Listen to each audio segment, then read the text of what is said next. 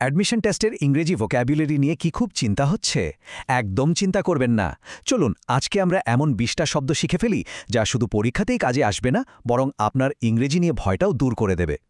আমরা এমনভাবে শিখব যেন শব্দগুলো মাথার ভেতর একেবারে গেঁথে যায়। আচ্ছা, একসাথে ২০টা শব্দ মনে রাখা কিন্তু বেশ কঠিন, তাই না? এই জন্যে আমি শব্দগুলোকে ৪টা দলে ভাগ করে নিয়েছি। ভাবুন তো, একদল বন্ধুকে একসাথে চেনা যেমন সহজ, আমরাও শব্দগুলোকে ঠিক সেভাবেই চিনব। এতে মনে রাখাটা হবে একদম পানির মতো সোজা।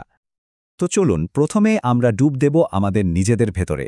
আমাদের মন কিভাবে কাজ করে, আমরা কিভাবে চিন্তা করি আর কি বিশ্বাস করি, এই জগতের দারুণ কিছু শব্দ দিয়ে শুরু করা যাক আমাদের আজকের যাত্রা। তাহলে সবকিছুর শুরুটা ঠিক কোথায় হয় বলুন তো? আমাদের মস্তিষ্কের ভেতরে। চলুন দেখি সেই প্রক্রিয়াগুলো আসলে কি।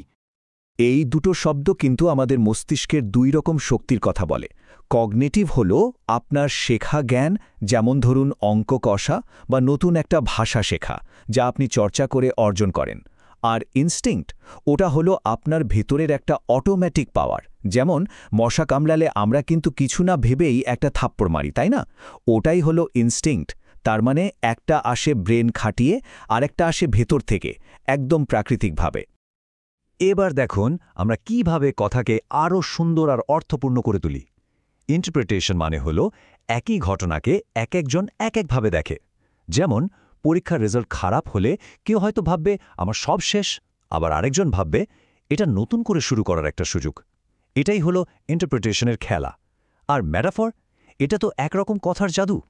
যখন আমরা বলি সময় উড়ে যায়, সময় তো আর পাখি না, তাই না?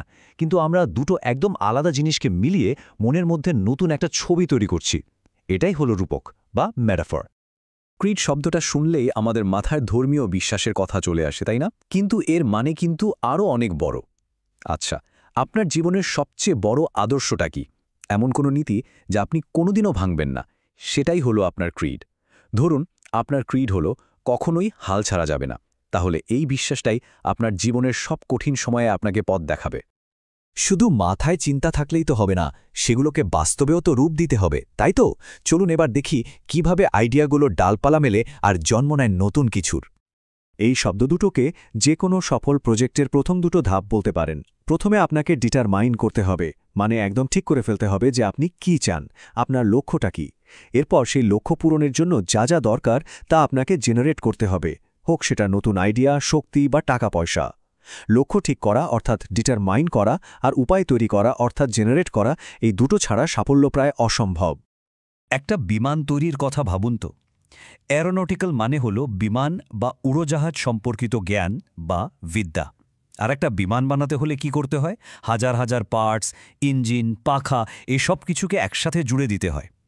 এই যে সব কিছুকে জুড়ে দেওয়া বা একত্রিত করা, এটাই হলো ইনকর্পোরেট করা। তার মানে একটা এরোনটিক্যাল ডিজাইনে অনেক ছোট ছোট অংশ ইনকর্পোরেট করতে হয়।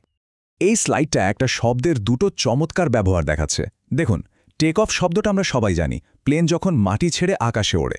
কিন্তু ধরুন আপনার কোনো বন্ধুর ব্যবসা রাতারাতি অনেক জনপ্রিয় হয়ে গেল, তখন আপনি বলতে পারেন ওর ব্যবসাটা টেক অফ করেছে। একই শব্দ, কিন্তু একটা হলো আক্ষরিক অর্থে, আরেকটা আলংকারিক। দারুণ না ব্যাপারটা? আমরা তো নিজেদের মন আর কাজ নিয়ে কথা বললাম। এবার চলুন আমাদের চারপাশের মানুষ আর তাদের আচরণ বোঝার জন্য কিছু শব্দ শিখে নেওয়া যাক। কে কেমন, কার ব্যবহার কীরকম, সেগুলো ইংরেজিতে বলতে গেলে এই শব্দগুলো কিন্তু খুব কাজে দেবে। ধরুন আপনার এলাকায় একজন খুব বিখ্যাত ডাক্তার আছেন, সবাই তাকে চেনে, সম্মান করে। তিনি হলেন একজন প্রমিনেন্ট ব্যক্তি। এখন আরেকজন দোকানদার আছেন যিনি হয়তো অত বিখ্যাত নন, কিন্তু প্রতিদিন ঠিক সময়ে দোকান খোলেন এবং কখনোই খারাপ জিনিস বিক্রি করেন না। তিনি হলেন একজন কনসিস্টেন্ট ব্যক্তি। তাহলে প্রমিনেন্ট মানে হল পরিচিত বা বিখ্যাত, আর কনসিস্টেন্ট মানে হল নির্ভরযোগ্য, যার কাজের কোনো নড়চড় হয় না। এখানে আমরা আচরণের দুটো ভিন্ন দিক দেখছি।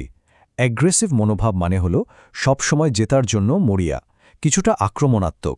যেমন খেলার মাঠে একজন অ্যাগ্রেসিভ খেলোয়াড় সবসময় বল কেড়ে নিতে চায়। অন্যদিকে সার্ভ করার মানে হল সাহায্য করা, সেবা করা। একজন নার্স যেমন রোগীর সেবা বা সার্ভ করেন। একটা হলো শক্তি দেখানো, আরেকটা হলো সাহায্য করা। স্টিমুলাই শব্দটা একটু কঠিন শোনাতে পারে, কিন্তু এর মানেটা খুব সোজা। স্টিমুলি হলো সেই জিনিসটা যা আপনাকে কোনো কাজ করতে বা কিছু অনুভব করতে বাধ্য করে। ধরুন, আপনার সামনে খুব মজার একটা খাবারের ছবি আসলো আর আপনার জিভে জল চলে আসলো। এখানে ওই খাবারের ছবিটা হলো স্টিমুলাস, আর জিভে জল আসাটা হলো আপনার রিঅ্যাকশন। সহজ কথায়, স্টিমুলি হলো কারণ, আর আমরা যা করি তা হলো তার ফল বা প্রতিক্রিয়া। এতক্ষণ আমরা তৈরি করা আর বর্ণনা করার শব্দ দেখলাম। এবার আমরা দেখব কিছু ভারী শব্দ, যেগুলো দিয়ে বোঝানো হয় বাধা, নিয়ন্ত্রণ আর আলাদা করে দেওয়ার মতো কঠিন বিষয়গুলো। এই দুটো শব্দই বেশ নেতিবাচক, কিন্তু এদের মধ্যে একটা পার্থক্য আছে। রিপ্রেস করা মানে হলো কোনো কিছুকে জোর করে চেপে রাখা। ধরুন, আপনার খুব রাগ হচ্ছে, কিন্তু আপনি রাগটা প্রকাশ না করে ভেতরে চেপে রাখলেন। এটাই হলো টু রিপ্রেস ইয়োর অ্যাঙ্গার। আর সেগ্রিগেশন মানে হলো ইচ্ছাকৃতভাবে কোনো একটা দলকে বাকিদের থেকে আলাদা করে দেওয়া। যেমন আগেরকার দিনে কিছু সমাজে গায়ের রঙের ওপর ভিত্তি করে মানুষকে আলাদা করে রাখা হতো। সেটা ছিল এক ধরনের সেগ্রিগেশন। এক্সাইল একটা খুব কষ্টের শব্দ। এর মানে হলো কাউকে তার নিজের দেশ বা বাড়ি থেকে জোর করে বের করে দেওয়া। এটা এক ধরনের শাস্তি। অন্যদিকে ক্ল্যাটার হলো আমাদের প্রতিদিনের জীবনের একটা সমস্যা। আপনার পড়ার টেবিলটা যদি বই, খাতা, কলমে একদম অগোছালো হয়ে থাকে, সেটাই হলো ক্ল্যাটার।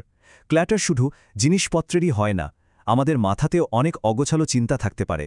সেটাও কিন্তু এক ধরনের মেন্টাল ক্ল্যাটার। ম্যানাকল মানে হলো হাতের বেড়ি বা হাতকড়া, যা দিয়ে কয়েদিদের হাত বাঁধা হয়। কিন্তু এই শব্দটার আসল শক্তি এর আলংকারিক ব্যবহারে। এই উক্তিটা দেখুন, এখানে দাসত্বকে একটা শৃঙ্খল বা ম্যানাকল বলা হচ্ছে। এর মানে হলো ম্যানাকল শুধু লোহার বেড়ি নয়, যে কোনো অন্যায় নিয়ম, কুসংস্কার বা ভয় যা আমাদের স্বাধীনতাকে আটকে রাখে, সেটাও এক ধরনের ম্যানাকল। তো এই ছিল আমাদের 20টা নতুন শব্দ। কিন্তু এগুলো শুধু পরীক্ষার জন্য মুখস্থ করার জিনিস নয়। একটু ভেবে দেখুন তো, এই শব্দগুলো ব্যবহার করে আপনি আপনার লেখা বা কথাকে কতটা জোরালো আর স্পষ্ট করে তুলতে পারেন। সঠিক শব্দ হলো আপনার চিন্তার সবচেয়ে বড় অস্ত্র। এখন প্রশ্ন হলো, আপনি এই অস্ত্রটা কিভাবে ব্যবহার করবেন? আচ্ছা, এই শব্দগুলোর যে কোনো একটা দিয়ে নিজের একটা বাক্য তৈরি করে কমেন্টে জানাতে পারেন। চলুন দেখি কে সবচেয়ে সুন্দর বাক্য তৈরি করতে পারে।